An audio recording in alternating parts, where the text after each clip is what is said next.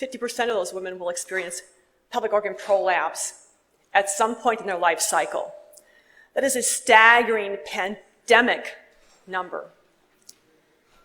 POP has been on medical record for nearly 4,000 years, dating back to the Cahoon Gynecologic Papyrus, circa 1835 BC.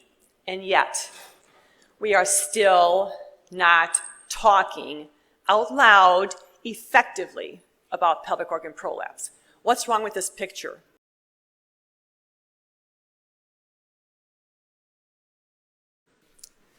I don't think there's a revolution coming. I know the revolution in women's vaginal and intimate health, including pelvic organ prolapse, has already begun.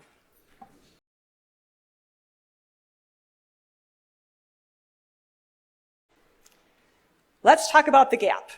Women hate the gap. They hate the way it looks. They hate the way it feels. They hate that they have no sexual sensation, and they worry that their partners aren't having sufficient sensation because there's no friction in there. The gap is a very big deal in our space. It gets talked about all the time.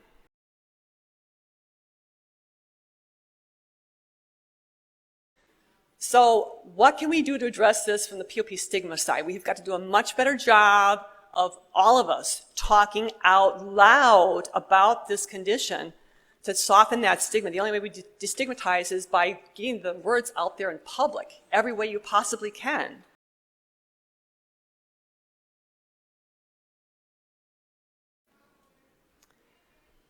Now, I highly and strongly encourage everyone in this space, recognize the power that you hold in your hands to shift vaginal and intimate health forward.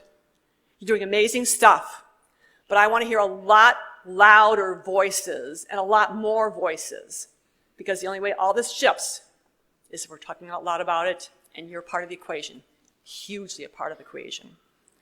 Also acknowledge the responsibility that sits on all of your shoulders.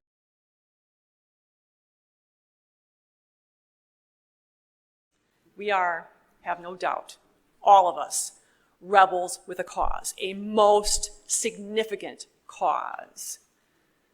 And again, that revolution has already begun. We're on our way.